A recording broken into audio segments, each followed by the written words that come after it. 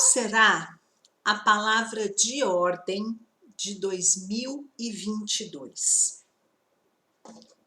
2020 vai ficar marcado na história por conta da Covid-19, né? do aparecimento, do surgimento dessa nova doença. O ano, gente, em que assim virou de ponta cabeça a nossa vida, né? Transformou diversas áreas, e entre elas a educação, né? Que precisou aí criar novos meios, novas estratégias, recursos, enfim, para fazer o ensino chegar até os nossos alunos. Então, para mim, a palavra de 2020 foi reinvenção. A reinvenção do fazer pedagógico. Já 2021 foi o ano marcado por um novo desafio na educação. E por quê? Porque os educadores, eles tiveram que planejar aulas que dessem conta de 3 grupos. Olha que loucura! Os alunos que estavam na sala de aula, aqueles que estavam em casa por conta do revezamento, então ora estavam em casa, ora estavam na sala de aula, e além daqueles que optaram ou que por recomendações médicas tinham que ficar 100% de forma remota. E aí, gente, com tudo isso, novas questões pedagógicas foram levantadas, né, para poder aí ver quais seriam as formas mais interessantes, mais adequadas, né, para darem conta desse cenário. E a gente deu conta. Então, a palavra de 2021, para mim, foi superação. Mas e agora? O que esperar do ano letivo de 2022? Bom, muito prazer, sejam todos muito bem-vindos.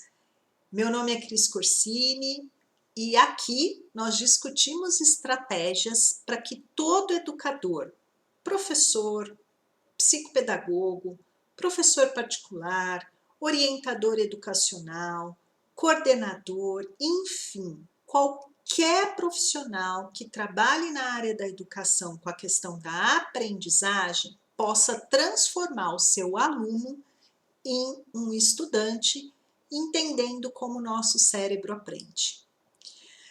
Eu vejo, gente, que a pandemia, ela não só acentuou, mas ela acelerou alguns problemas, né? Tanto de desigualdade social, né? E em todos os setores, né? No caso da educação, isso não foi diferente. Para vocês terem uma ideia, de acordo com a Unesco, olha só, a pandemia do Covid-19 impactou 1,5 bilhão de estudantes em 188 países. Isso corresponde, gente, a cerca de 91% do total do planeta. Um relatório divulgado pela Unicef indica um crescimento na evasão escolar. Só para vocês terem uma ideia, 667 mil estudantes fora da escola, isso só no estado de São Paulo em 2020. Olha só.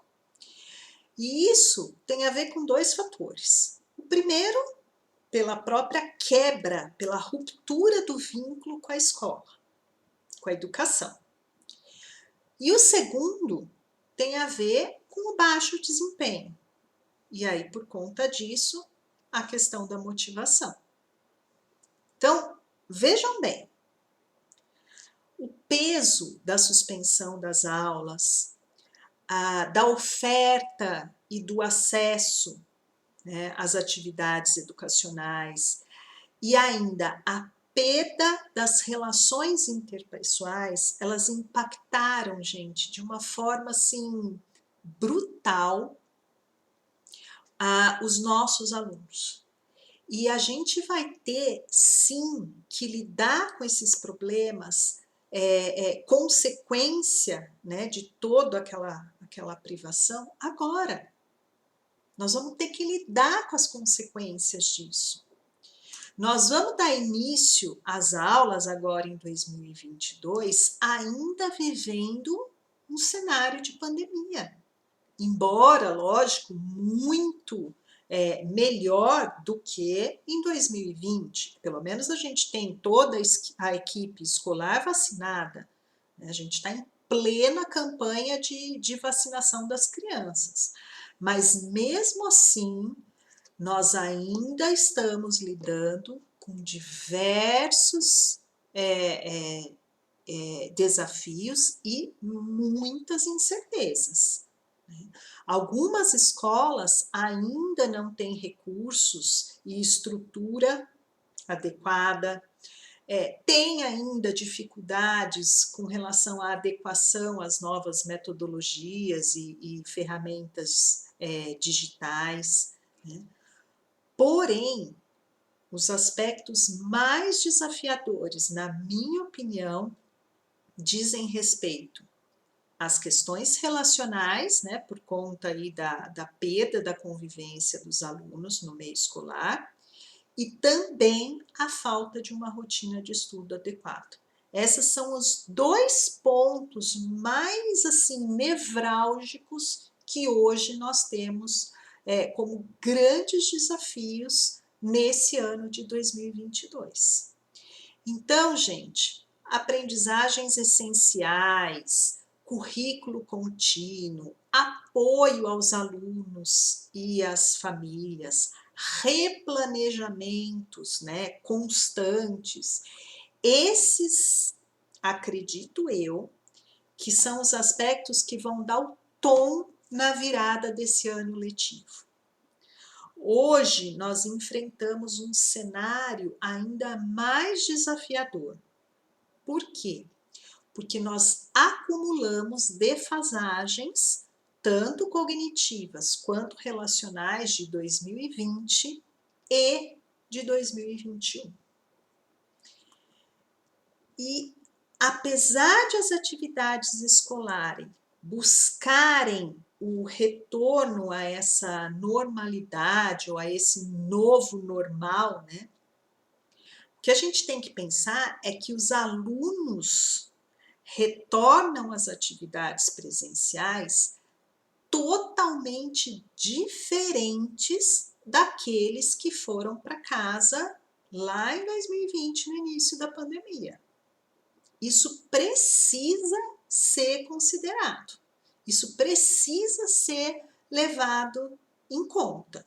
Por exemplo, a privação dos relacionamentos interpessoais afetou não somente a saúde mental das crianças e dos adolescentes, como afetou também a capacidade deles estabelecerem vínculos, né?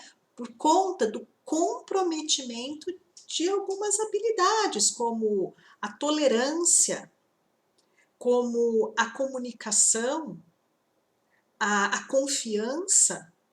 Hoje, gente, o que a gente vê tanto nas escolas quanto na clínica é que as crianças e os adolescentes regrediram nesse aspecto.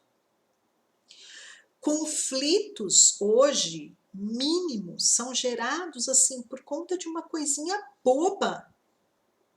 Aluno de 4º, 5º ano que está ali discutindo por conta de um lápis, por conta do empréstimo de uma borracha. Coisas que a gente não via antes, a não ser naquelas crianças que tinham essa imaturidade emocional. Mas de uma maneira geral, não. E hoje isso está fazendo parte. E por quê, gente? Porque essas crianças, ao longo de 2 anos, quando muito, se relacionaram entre iguais com os irmãos. Que assim mesmo já tinha uma faixa aí, né? Uma diferencinha de idade, se não fossem gêmeos. Eles não tinham e aí, quando eles iam discutir sobre alguma coisa, a discussão entre irmãos é diferente da discussão entre colegas. Então, a gente chega a ver, dentro da escola, até agressão física. Por quê? Porque era assim que ele resolvia o embate em casa. Então, é assim que eu vou resolver agora. O diálogo hoje está comprometido entre eles. Eles não sabem esperar. Porque às vezes em casa, né, até para a mãe, depois eu vejo. Pediu alguma coisa, a mãe já logo respondia, depois eu vejo. Tá bom.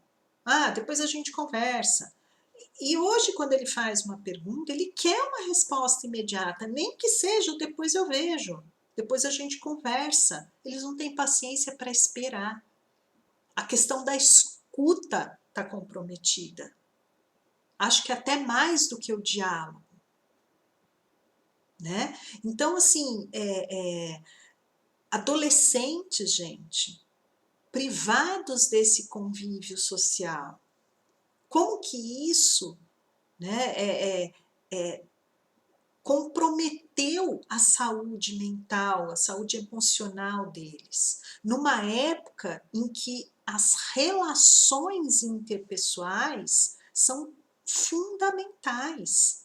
O adolescente ele precisa cortar o cordãozinho umbilical, né, com a família, com os pais, por conta da identidade dele.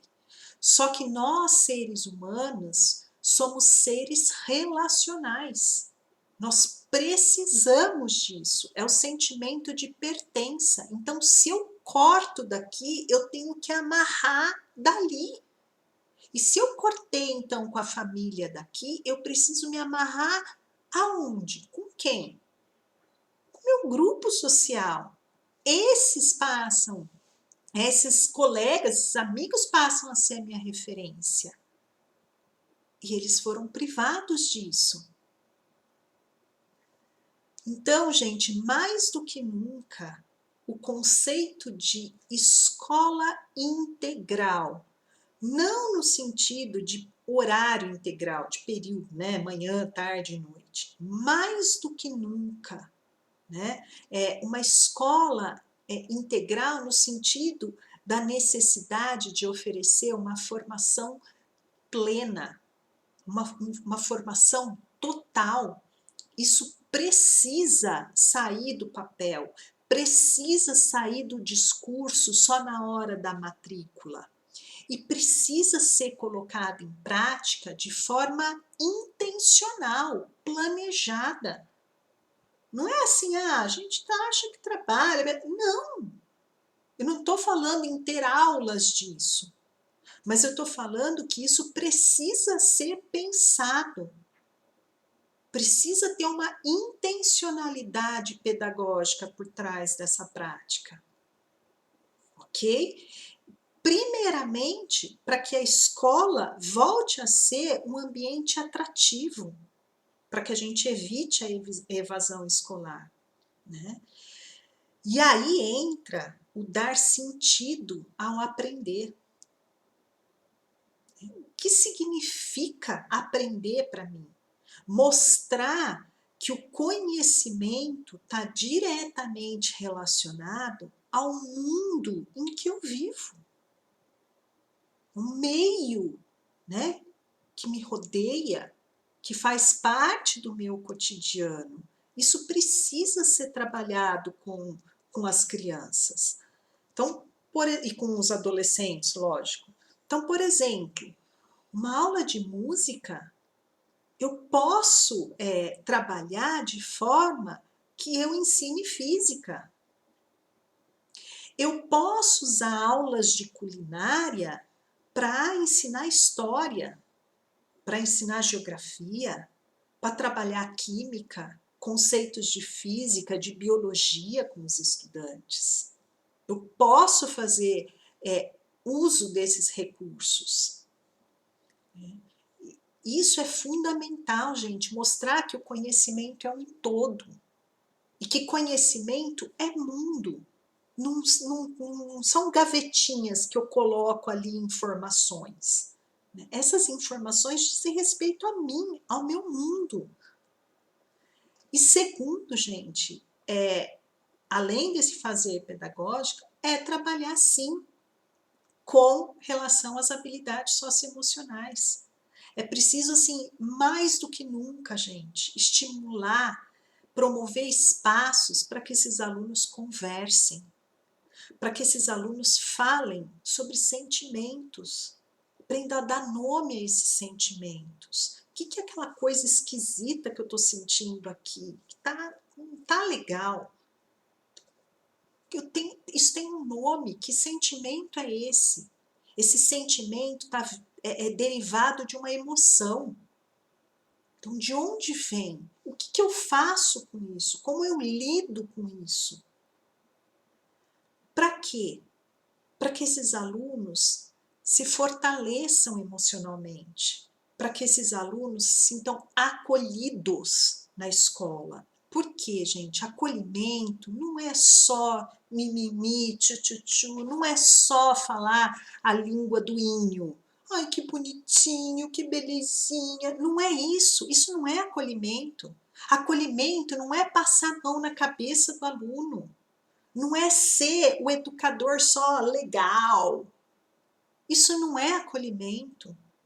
Não é dizer amém para tudo. Não é dizer amém para a família. Isso não é acolhimento. Quando eles desenvolvem uma das maiores competências que nós, seres humanos, possuímos, que é a competência da comunicação. Gente, isso é algo que hoje o mundo aí fora exige. É preciso estimular isso. E o que é comunicação? Essa habilidade que somente nós, seres humanos, possuímos. É a capacidade de diálogo, não de monólogo.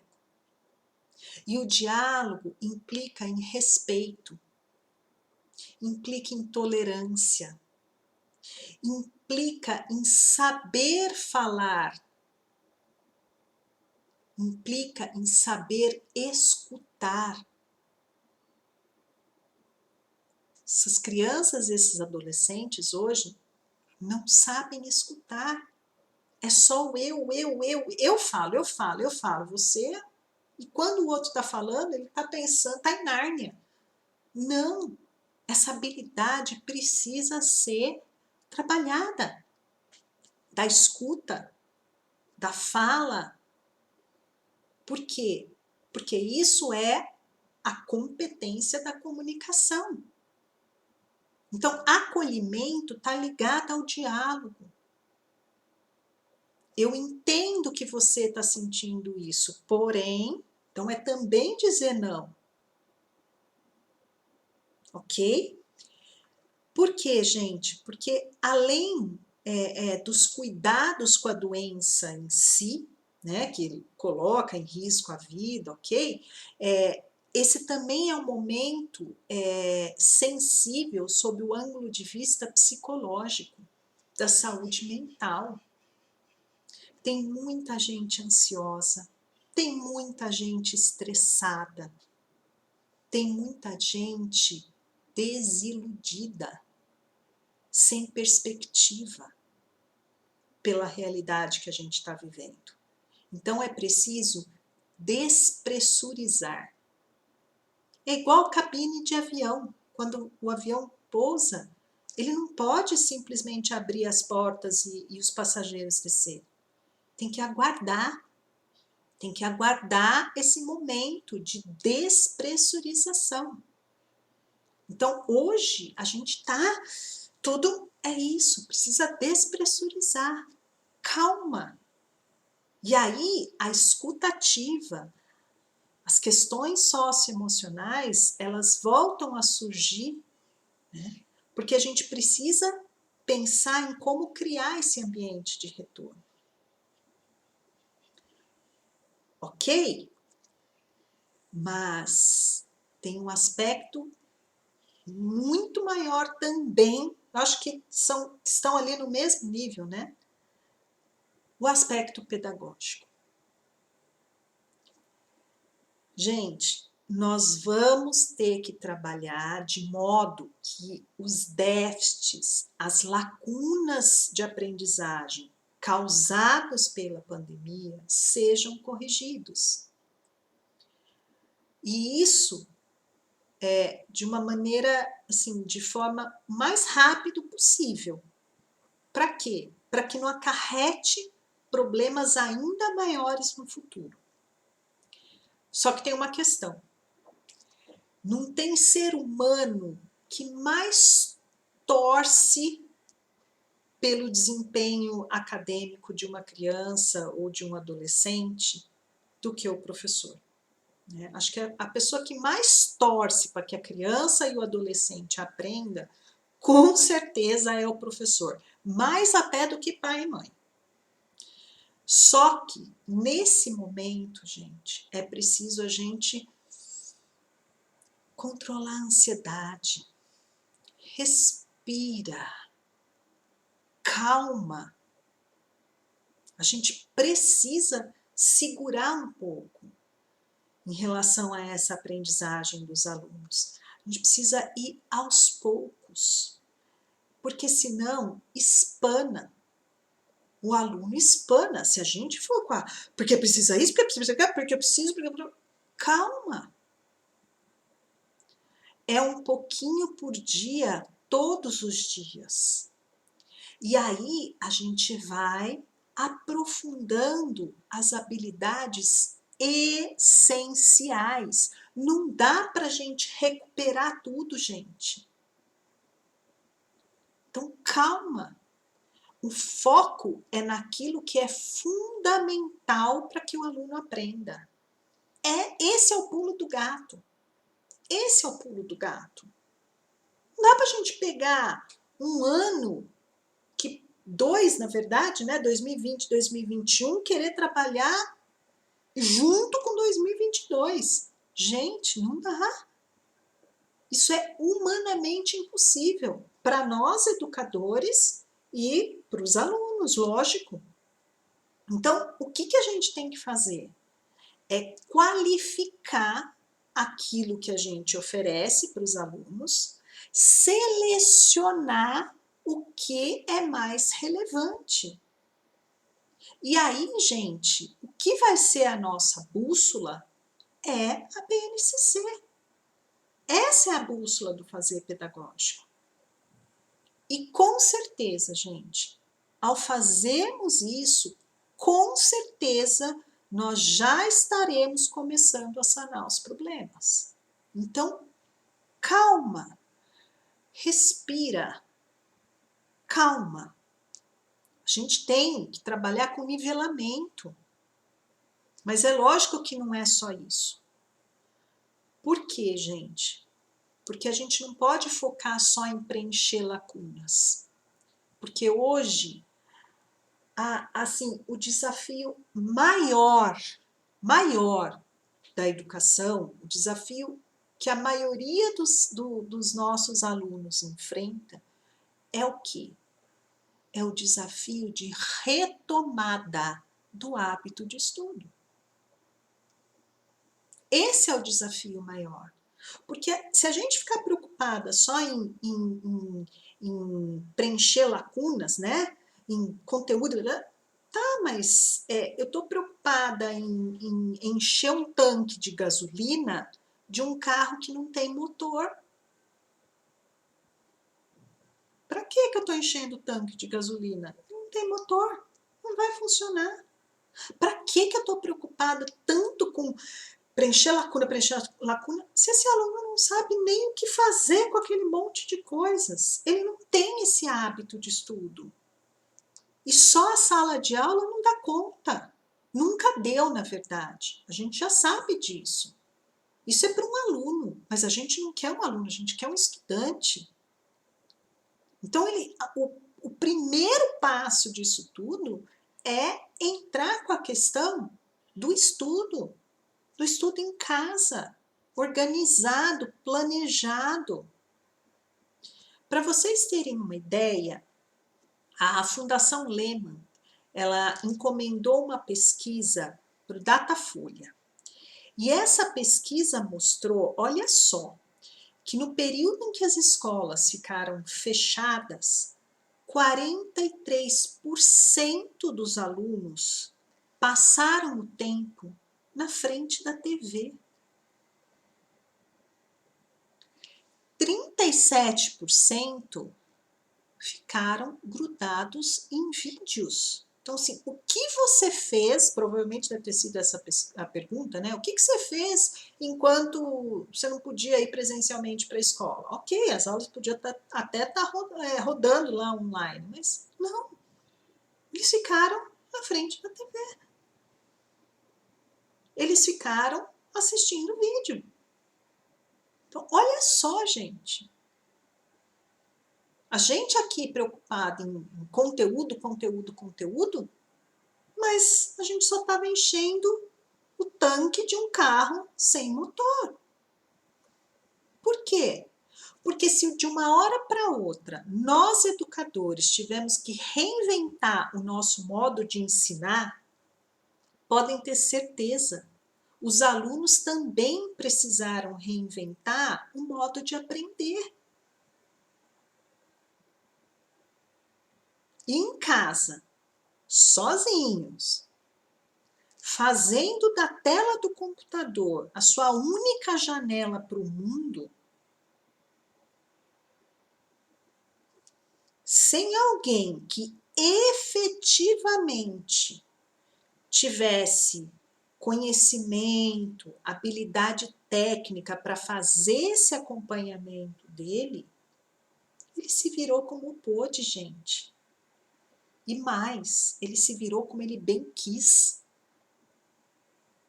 Porque qual foi o controle? O controle era se ele estava presente de manhã na aula ou não. E como que eu controlei essa presença? Se a maioria dos alunos deixaram a câmera fechada. Entenderam? Eu podia colocar, entrava lá, o aluno entrava na aula, estava lá o nome dele, mas câmera fechada. Quem me garante que ele estava ali? Quem me garante que 7h10 da manhã, frio, esse garoto não voltou para a cama? Ou no meio da manhã, no final da manhã, não estava assistindo televisão, jogando. Quem garante? Então, calma. O momento agora não é só conteúdo. É muito mais. O nosso fazer pedagógico é muito mais do que sanar lacunas. Lógico, gente, esses problemas não são novos, mas chegaram num nível crítico. O motivo, com certeza, não foi nada agradável. Mas o distanciamento social, a suspensão das aulas presenciais, eles impuseram um momento de parada para que a gente pudesse refletir, toda a comunidade escolar. Educadores, pesquisadores da área da educação, tanto buscaram como continuam buscando meios para renovar o ensino. Não dá mais, gente. A pandemia mostrou e tem mostrado desde 2020 que cada vez mais a gente precisa estimular os alunos a aprenderem a estudar. Por quê? para que eles sejam capazes de estudarem e aprender. Os nossos alunos precisam aprender a aprender, gente. E para que ele possa aprender a aprender, ele precisa primeiro aprender a estudar. E não só decorar conteúdo para ter resultado em prova. Porque esse era o foco, gente, deles e, infelizmente, da maioria das práticas que a gente adotava na escola. Isso precisa mudar, não dá mais. E aí eu vou lançar umas perguntinhas para vocês. Será que os nossos alunos possuem as orientações, as diretrizes que eles necessitam para continuar o ensino na casa deles? Ou seja, para não ficar só na sala de aula e também esse ensino, ou na verdade esse estudo, acontecer em casa. Porque aprender é a junção da sala de aula com o estudo em casa. Mas eles têm orientações para fazerem isso em casa, porque ali vai ser sozinho. E aí eu lanço o primeiro questionamento. Para que a gente estuda?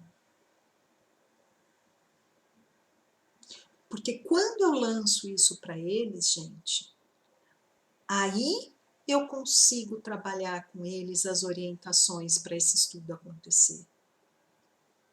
Então, será que eu, enquanto educador, professor particular, orientador educacional, psicopedagogo, enfim, será que eu, na minha prática pedagógica, eu estou conseguindo divulgar o que realmente importa de forma concreta?